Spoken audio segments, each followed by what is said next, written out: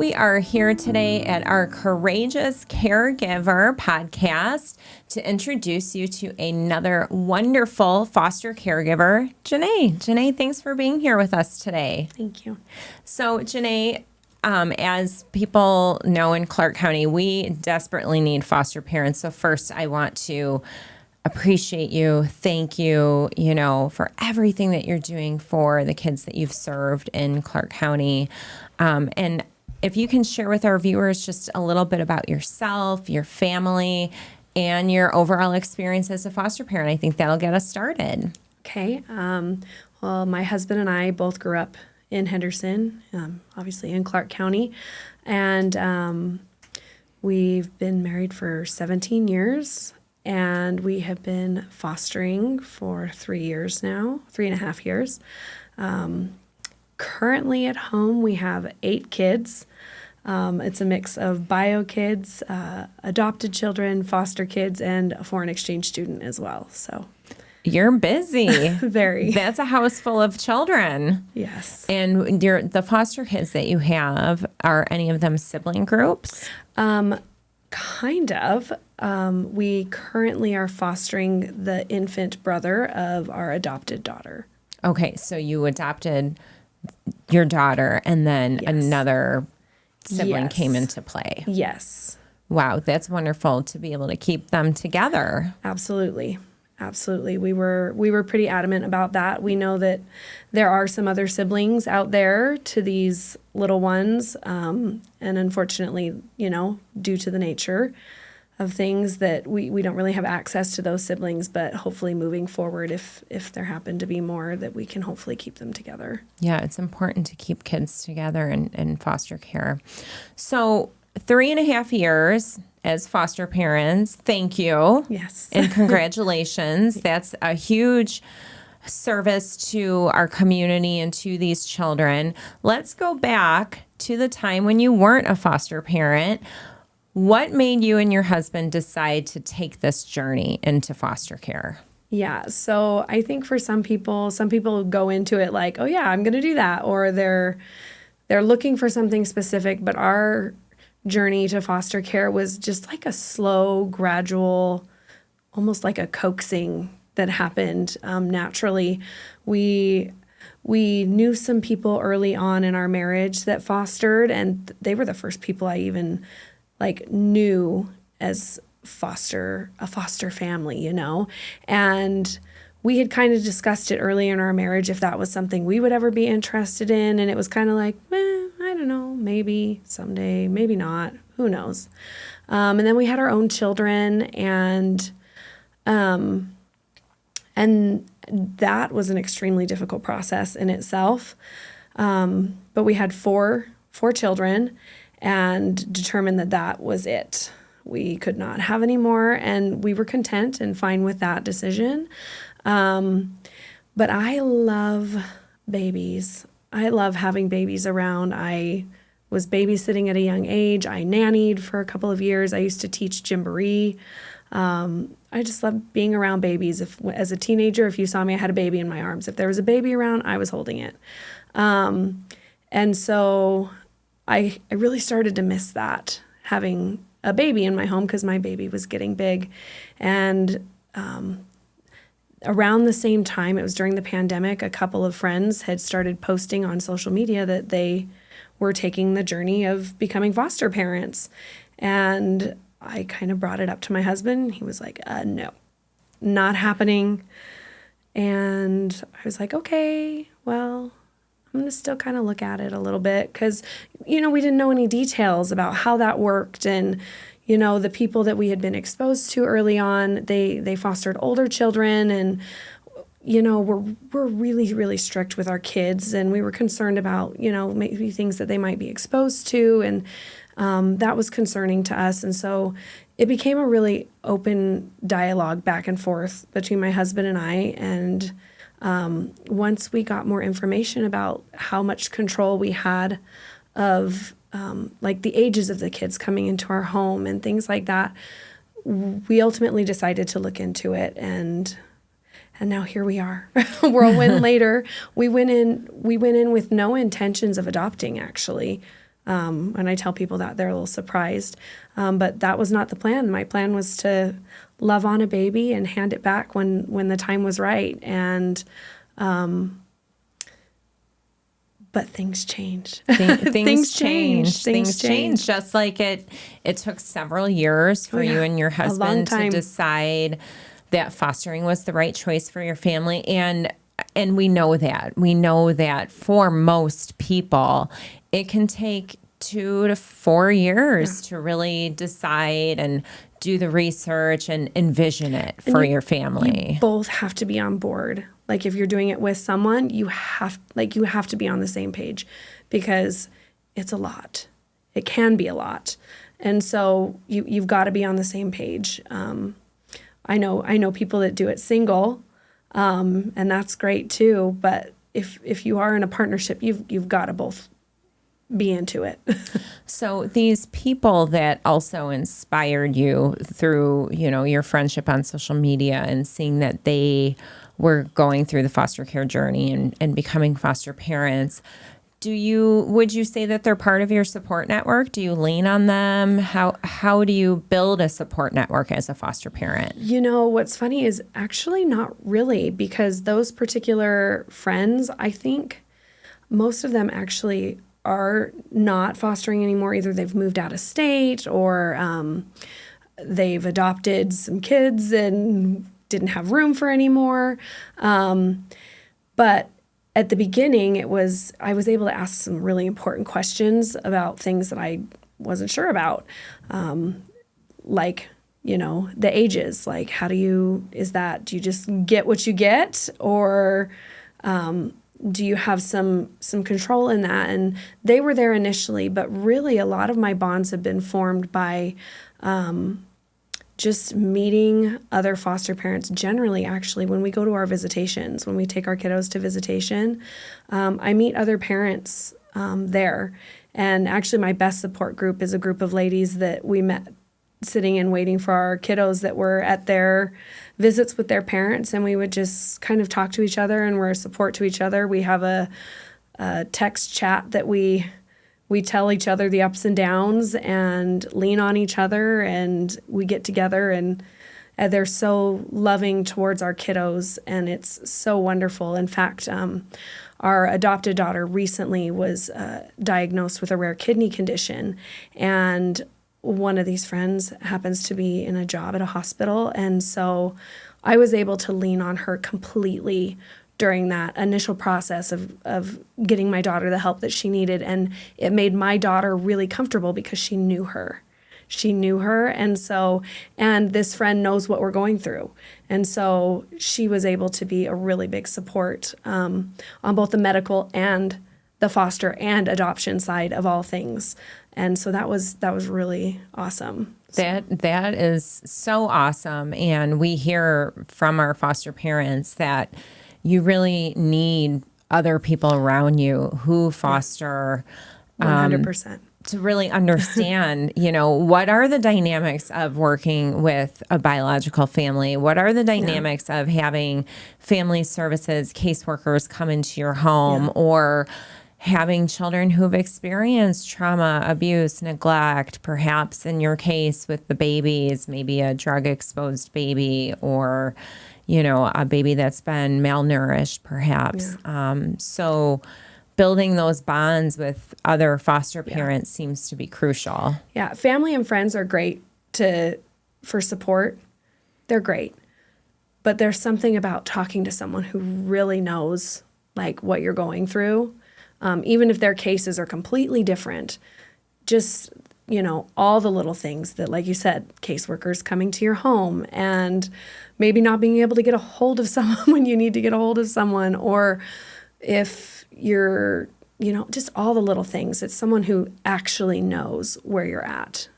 And I like to hear the story how you all met at the visitation center. So another bonus of working towards reunification, getting those kids to visit with their bio families, and here you're building up your support too through that. Yeah.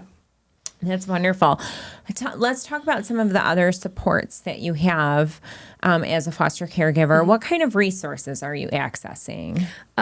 So because we have the little babies, they do qualify for WIC, which is great because that helps cover some of the cost of things like formula, which is really expensive. Yes. So it really helps with that.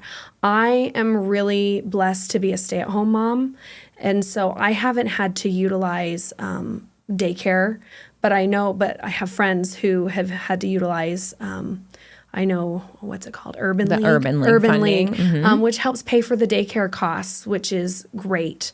And then resource-wise, occasionally we do reach out when we need new sizes of clothes. After we were done having kids, I had gotten rid of all of my boy stuff because we were done, and our last baby was a girl. So I've had to reach out, and it's really interesting because there are people that maybe can't foster right now where they're at that want to help. And so anytime I have a friend who's getting rid of stuff from their babies, the first person they call is me. They're like, hey, I'm getting rid of this. Do you need this? And I say, I might not, but I know someone who might. And so it's amazing that like how people will help, that they're looking for any way they can help, even if it's just passing on the clothes or the bassinet or a new swing, because, I mean, swings were not made to work for 3 years straight. Let me tell you, they were not designed to work for 3 years straight. And so, you know, we've had to get new swings and stuff, and it's just been a blessing we've really not even had to go. Anytime I've needed a new crib, because we ended up with more than one baby, kind of by accident, but it's great. And then we ended up always having 2 babies. But I needed a new crib, and I just reached out on a Facebook page that's for foster parents. And I just said, hey, I need a crib. And within 20 minutes, someone was like, I have one, come get it. And I just went and picked up a crib. Isn't that wonderful? You put it out to the universe. Yes. You're doing this good work. You're helping children in need. And it just sounds like things are coming back to you. The community You're building is there. That support. The community is absolutely there when you ask for it. Yes. You just have to be willing to ask. Yes. And it's hard to ask for help, but I'm so glad to hear that you are asking for help. Let's talk about some of the ways that you've grown and changed and how your family has gone through this foster care journey altogether.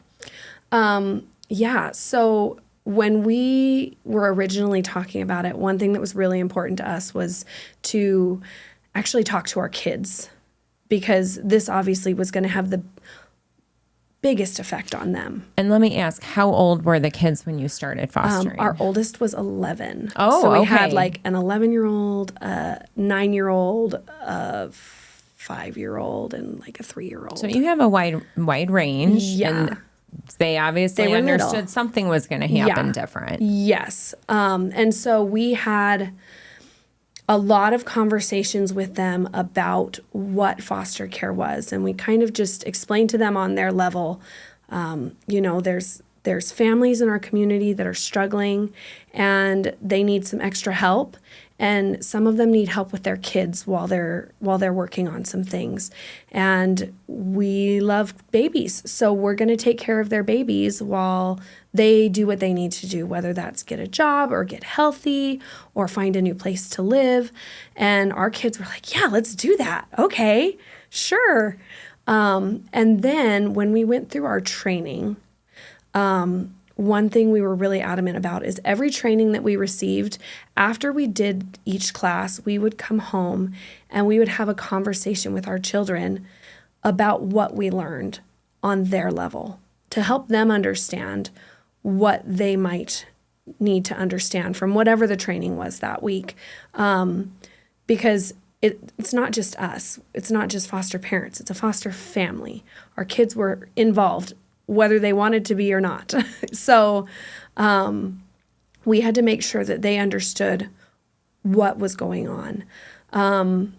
And I will say the rewards have definitely outweighed the risks. Oh, I love that. My kids are so forgiving. Sorry. They're so forgiving. I have teenage boys now that can change diapers and constantly have babies in their arms, not because I'm shoving babies off on them, but like if I show up to a school event, like we went to an open house yesterday for my high schooler, and as soon as I came out of my meeting, he ran right over and pulled the baby out of the car seat and was walking around with him. So like they're going to be such good parents someday. And they are, it's so fun to watch them. Like when we do reunification, it's hard. It's hard on me. It's hard on them too, because these are their little siblings that they have basically helped raise up to that point. But it's been so cool to watch them cheer the parents on. And like, they're sad to say goodbye. It's usually just hey, we'll see you soon. If you need a babysitter, call us. But it's been really cool to watch them cheer these people on and to hand the kiddos back over. I know it's hard, but it's been really cool to watch how, because nowadays I think kids are a little bit jaded. They don't know how good they have it sometimes. And so it's been really nice because my kids have become more grateful. They have become forgiving. They've become less judgmental. And it's been really cool, especially to watch that. And I mean, that's what you want for your kids. You want them to be good people. And so if anything, it has been such a benefit for my children as they're growing. And it gets recognized. It gets recognized by their teachers and their administrators and their friends' parents. It is absolutely pointed out to me on a regular basis. And I'm like, it's because of foster care. Wow. Kids helping kids. Yeah. That's the best. I mean, it really is such a life lesson for your whole family. And, you know, I think one of the first things that made you tear up made me tear up. I'm easy to cry, so don't get me going. That they learned forgiveness. So I think that's such an important skill, building empathy. How do you help children build empathy? How do you help children feel like they need to take a role in shaping the community, in strengthening the lives of families? And I love how you explained it to your kids that there's some families that are struggling and we're going to help take care of their babies while they get healthy. I think that's so simple. Yeah. And something like so just incredibly easy for a child to understand then. And at the root of it, that's exactly what it is. You just need to Yes. get healthy. Yes. Just need to get healthy. I love that. Amazing. Okay, so we've talked a lot about how this affected your family. Going into being a foster family, would you say that you guys had any special skills or interests or experiences that would make you a good foster family? I think, I mean, I did teach Gymboree for 5 years, so I have a lot of exposure to especially little babies and little kids. And we have 31 nieces and nephews. So we've been around a lot of children, and especially kiddos in the foster system are more likely to have some delays and things because of whether they've just been exposed to something or not had the exposure to the things that they need. And so being able to watch and be able to pinpoint, oh, we're behind. We need to get you some help. We need to get you a boost. I would say, if anything, that's been my specialty because I know if we need early childhood help and I know on which kids don't. And so if I notice something, I can bring it up to the pediatrician and we get help right away, which gives these kids a boost. And then when they go home, their parents already have it in place. And especially as a parent who's trying to get healthy, trying to stay on top of that stuff is so hard. So if I already have it in place when they go home, all they have to do is show up for the appointments. and then they're not having to watch for what's going on. And then that puts another set of eyes and another set of hands for that family to have what they need moving forward as well. So I would think just my exposure to early childhood. And then my husband, he's coached all the soccer teams and the basketball teams, and everyone loves him. Coach Matt. They all know Coach Matt. The kids run up to us in the stores, and he's really, really good with kids. So that's been really beneficial as well, is he knows how to diffuse when kids are struggling and how to get them hyped up and how all of that. But he's also really good with people, period, because of his coaching. And so he's really, really good with people. He's so good with the bio parents and their families, and he's so good with the kids too. So I think that's been really beneficial. Well, and going back to your focus on early childhood development, understanding childhood development and the developmental phases is one of the most important protective factors to help prevent child abuse and neglect. And I think hearing you talk about, I can see when I need to talk with the doctor about a possible delay, and getting that early intervention. Yeah. I come from a Head Start background. I worked in early Head Start and Head Start for years. And so when I hear people talking my same language, that early intervention is the way to go, you do see like pretty significant changes in a child when you can get that help early. Absolutely. For that child. It can prevent so many other like domino effects. Like perhaps, if you didn't get the early intervention, then it could lead to behavioral issues, because then the child is frustrated because they can't do what they should be doing developmentally, and then it can snowball from there. And one thing that we always try to talk with foster families, really any family out there, is getting the help. Yeah. Getting the help while they're young, while it's still early enough to like catch it, make a difference, get that support in place. And a lot of those supports are available in home. Yes, so like tell me about that. I don't even have to leave my house a lot of the time. So they get their referrals. Some kiddos, we've chosen a different avenue, whether it's physical therapy, like in a facility, just because of the equipment availability. But a lot of the therapies, they just send someone to my house, which is great. I don't even have to leave. Well, with 8 children, please come over. Yes, it's wonderful. It's so wonderful. And then the kiddos also are provided with Medicaid, straight Medicaid, which covers everything, which is fantastic because all their therapies are covered. Even like urgent care comes to the house. They come to the house and it's paid for. So I don't have to haul 4 kids to the doctor's office when someone gets a fever or something like that. The doctor comes straight to the house and takes care of it, which is so wonderful. Yes, and that is all children that are in the Clark County foster care system. They all have Medicaid. So there really is a lot of medical and behavioral health resources at your fingertips. It's all there. Yeah. Yeah, it's all there. Okay, so one more question. What were some of your misconceptions about foster care before you became a foster parent? I think at first I thought it was about like adoption, which is why I was like, oh yeah, why would we do that? And that was my biggest misconception, I would say, because it's not. The goal is reunification. Let's say it a little bit louder for the people in the back. Is reunification. Absolutely. And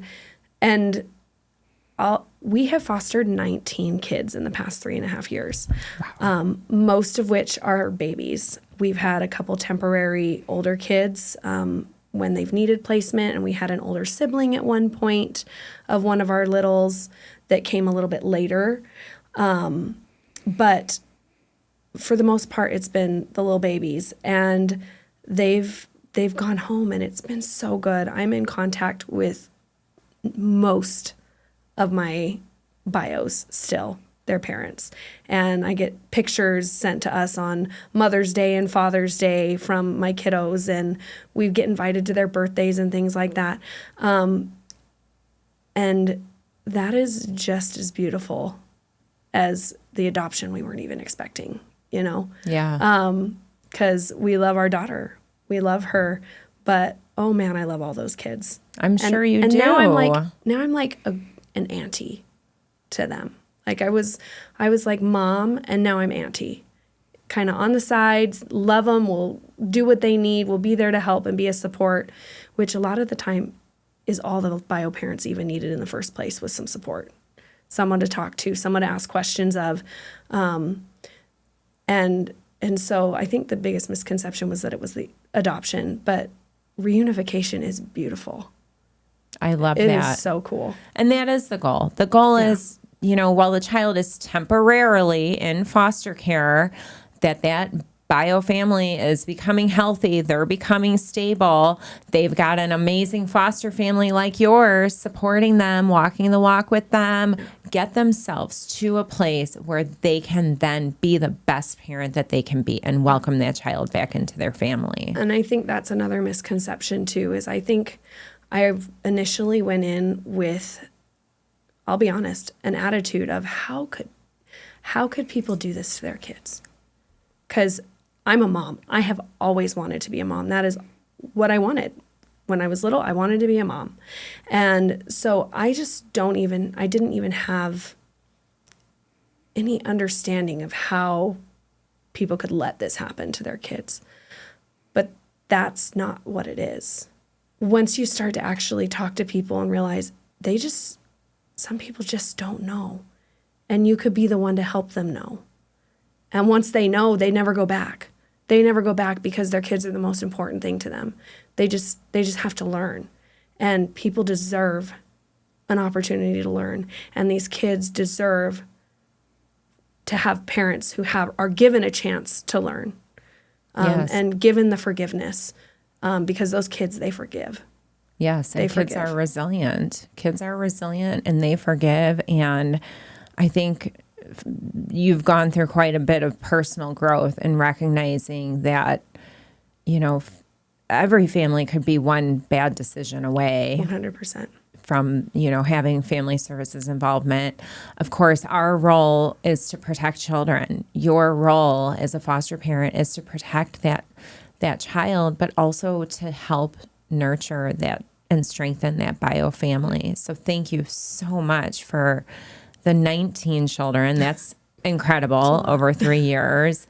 Having this help shape your family, that's outstanding. I would love to talk with your kids sometime and get their perspective. They're pretty good kids. They sound like really incredible, respectable young people. So thank you for that. We have a portion of our Courageous Caregiver podcast called our lightning round. If you are up for it, this is a little bit more fast paced, kind of fun questions, just so people can get a quick overview of you, your experiences, what drives you, and so forth. So are you ready for a lightning round? I think so. Okay, let's do it. Okay, question 1. What is the most memorable moment of your journey as a foster parent? One of our kiddos, we found out later who a father was. Like it was really interesting. They were talking about us adopting this kiddo, and then they found the father. And Dad did everything he could as fast as he could to get this kiddo back. And we knew that reunification was happening, and we found out that he had nothing. Like he just got the apartment. That was it. He was going to, and a crib. We found him a crib. I said, I'll handle the crib. You handle everything else. And when we found out the crib was the only furniture that was going to be in this apartment, I threw it out there on social media and said, hey, our little guy is going home to a dad, and I think every parent deserves a bed to sleep in after a long, hard day of working to provide for their child. And when we showed up to reunification, not only did we have a bed, we had couches and household supplies like towels and sheets and pots and pans and plates and a Christmas tree and presents to put under the Christmas tree, all for this kiddo and his dad. And when we showed up to drop this kiddo off, and Dad came out, and and we brought my husband and his dad and his brothers, and they all loaded this up to the 3rd-story apartment and loaded this guy's house with furniture, and we sent our baby home. not just to an empty apartment. We sent him home. And then I drove straight to the hospital and picked up a new one right after. You are definitely making memories. And my kids were there too. They were hauling all the stuff in and putting it in the kitchen for him. And it was good. It was good. All right. Moving along. What is the most important lesson you've learned as a foster parent?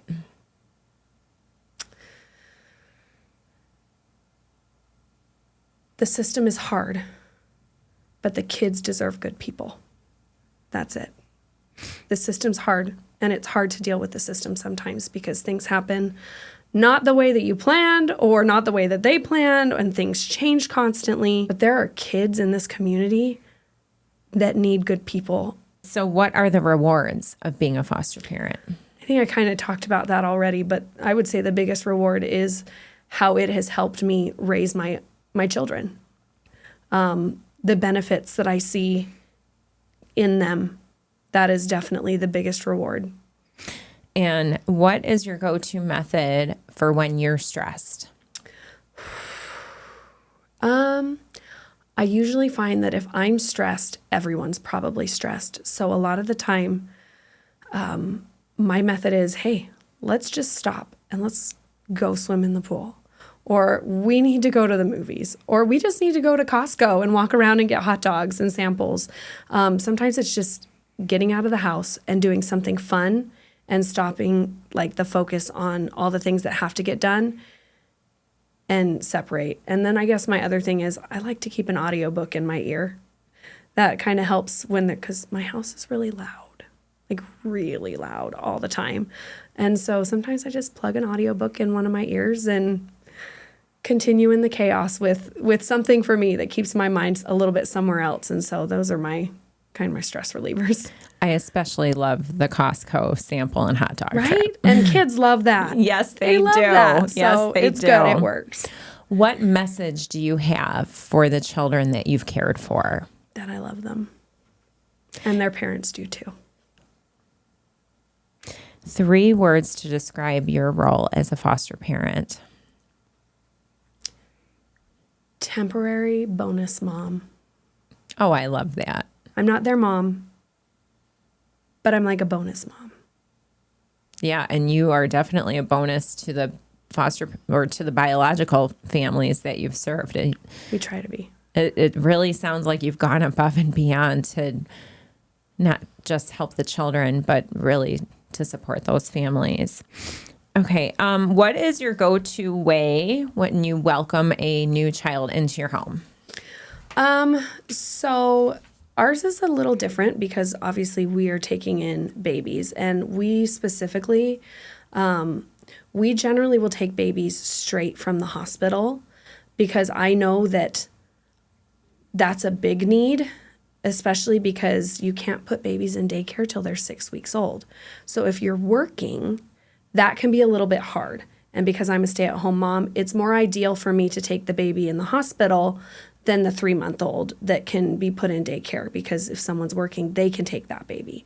But we always bring them home. They get introduced to everyone in the family. And my kids love when newborns come to the house. That's their favorite thing. And everyone gets a fresh, brand new blanket that's just theirs, and it goes with them when they leave. And then I immediately start watching for signs of trauma, because you would think that trauma's for big kids only, or kids that have been through things, but those little babies, they don't know your voice. They don't know your smell. You're not the one they're expecting. And so there's definitely some trauma there. And so just making sure that they are reassured 100% that I've got them. A lot of the time that means baby wearing, extra holding. They don't get to cry. They don't get to cry. Sometimes with my babies, it was like, okay, I just need you to cry here for a minute while I take a break. These ones, no. They need to know that I've got them, that I've got their back, and that they can trust me. So it's really about that bonding and reassurance. Especially those first 6 months are so important in developing attachments and mental health. And so making sure they know that they are safe. That they are safe. All right, Janay, one last final question today. We have an audience full of people that may be considering becoming a foster parent. What is your message to them? Ask questions. Just ask. It doesn't hurt to ask. It doesn't hurt to ask. And you might find that there is somewhere that you can help. There's somewhere you can help. Whether it's being a foster parent or volunteering where it's needed, whether that's, I know they have volunteers down at Child Haven. We've got places where people take donations of clothing and things like that. Just ask. Just ask, because it's not going to hurt. And I guarantee if you ask, you will find where you can help, where what works for you and your family. But everyone can help. Everyone. I love that. Everyone can help. Peggy's Attic, where we have our donation center, volunteering at Child Haven, getting involved in our community events. There's all sorts of ways, running your own donation drive. I know that you are continually caring for babies. We're always collecting baby items at Peggy's Attic, diapers, formula, wipes, so that way when a family does take an infant into their care, that we can try to provide them some startup materials and hard goods that they would need to care for that baby. Janay, thank you so much for being here today, and thank you from the bottom of my heart and for all of Clark County Family Services for all the work that you're doing to strengthen these families' lives and to really show those babies that somebody is there to keep them safe, keep them loved, and make sure that they get back home with their biological parents. The work that you do is, there's no words to describe. I am filled with tears of joy thinking about how much love your family has given to these children. So thank you so much. Thank you.